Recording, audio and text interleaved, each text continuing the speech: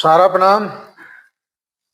सहारा से जुड़े हुए हमारे सभी साथियों को और सभी निवेशकों को आज के इस एपिसोड में फिर से हार्दिक अभिनंदन, स्वागत है। दोस्तों, वक्त एक ऐसी चीज है जो कभी एक सा नहीं रहता, ये तो सारे लोगों को पता है। क्योंकि जो कल था वो आज नहीं है, जो आज है वो कल नहीं होगा। या तो आज से बेहतर होगा या आज से बुरा होगा, लेकिन आज जैसा नहीं होगा। ये वक्त का एक तरीका है। इसीलिए लोग कहते हैं कि वक्त के साथ चलते रहें, वक्त का कदर करें।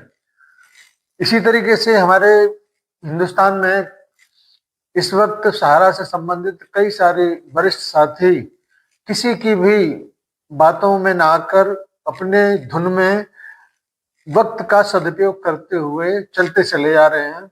ऐसे ही हमारे एक बहुत ही कर्मठ साथी वाराणसी से रवि सिंह जी हैं, जो लगातार आपको किसी न किसी माध्यम से अपनी उपस्थिति दर्ज कराते हैं और पोर्टल के माध्यम से वो जिस प्रकार से अपने जमाकर्ताओं के भुगतान में सहयोग करते हैं वो काबिले तारीफ है।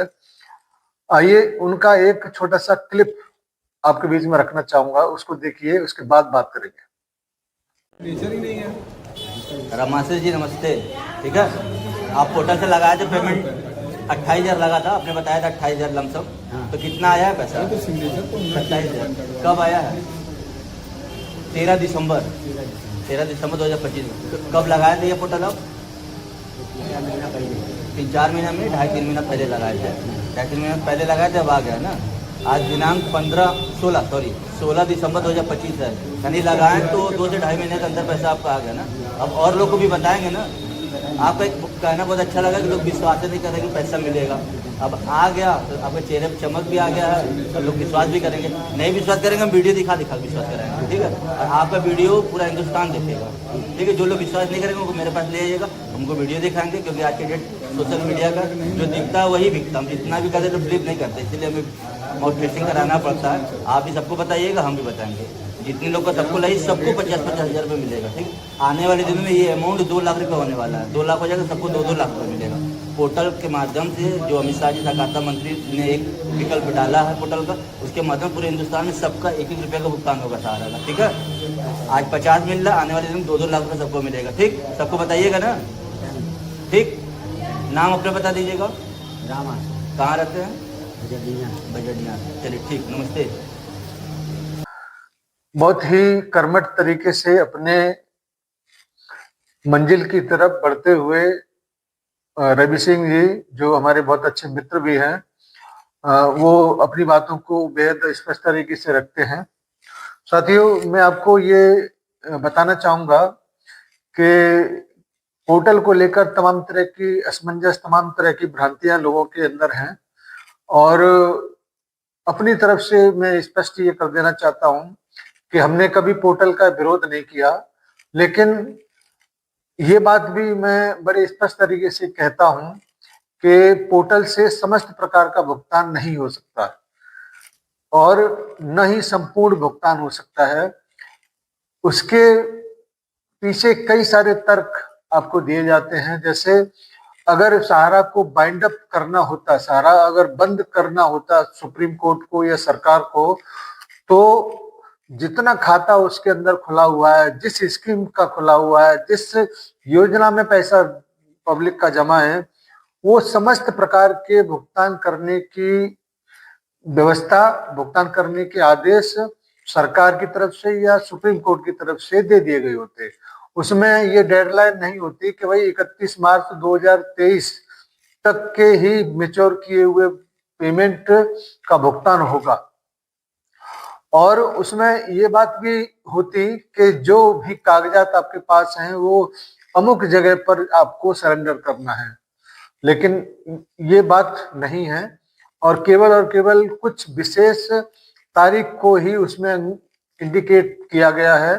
उसके बाद के भुगतान कब होंगे, कैसे होंगे, इसके पीछे के कई सारे कारण भी मैं आपको बताना चाहूंगा।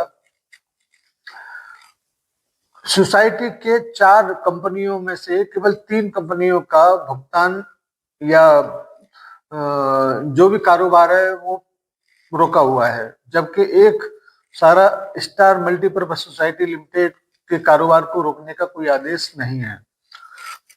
इससे ये साबित होता है कि आने वाले कुछ समय के बाद जैसे ही सुप्रीम कोर्ट में वो 9,000 करोड़ रुपए का जो एक बहुत बड़ा बाधक पिछले 13-14 साल से बना हुआ है, अडानी की उस डील के बाद सबसे पहले उसी रकम को वहां पर जमा करके इस मामले में बहुत बड़ा बदलाव आ जाएगा। सुप्रीम कोर्ट जो अभी तक बहुत ही कठोर तरीके से सहारा के प्रबंधन को लेकर कुछ चीजें करता आया है, उसमें बहुत सारी नरमी आनी है, और जैसे ही वो बंधक किया हुआ सहारा का मैनेजमेंट इस सब से बाहर निकल के आएगा तो फिर उसके बाद में बहुत सारी चीजें बदल जाएंगी। इसीलिए आपका जो भी डिपॉजिट है 31 मार्च 2023 से पहले उसको पोर्टल पर डिमांड करा के उसको रिसबमिट कराने का काम जहां पर भी हो रहा है वहां पर करके जो इस वक्त की एक मांग है उसके हिसाब से अपने भुगतान को 50,000 रुपए तक का जो भी प्रेजेंट में चल रहा है वहां तक लेने का कोशिश करिए, क्योंकि आज की डेट तक लगभग 8,000 करोड़ रुपए का भुगतान ऐसे ही कर्मठ कार्यकर्ताओं के सहयोग से किया जा चुका है। केवल और केवल 2,000 करोड़ रुपए के लगभग का अमाउंट जो 5-5 हजार की 2 किस्तें थी उसमें से ये बचा हुआ है, जिसका डेडलाइन 31 दिसंबर 2026 तक है। यानी कि अब 1 महीने के बाद या जनवरी के बाद फिर दोबारा से सहकारिता मंत्रालय को सुप्रीम कोर्ट जाना पड़ेगा कि हमको पैसा और दीजिए। ऐसा भी हो सकता है कि वहां जाने की जरूरत ही नहीं हो, क्योंकि अडानी वाला डील का सुनवाई 5 से लेके 10 या 20 जनवरी के बीच में बहुत महत्वपूर्ण सुनवाई होना है। उसमें ही कुछ ऐसा समाधान निकले कि फिर और वहां से पैसा ले जाने की जरूरत ही महसूस नहीं हो और सहारा के प्रबंधन के हाथ में ही सब कुछ बागडोर पूरा आ जाए।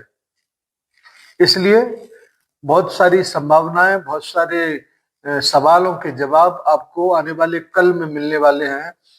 हम और आप वर्तमान में जो चल रहा है, जो समय की मांग है, उसके अनुरूप अपने आप को ढालते हुए आगे की तरफ चलें, जिससे कि जो वर्तमान में एक अवसर है अपने डिपॉजिटर को कुछ धनराशि दिलवाने का, उसको पूरा किया जा सके।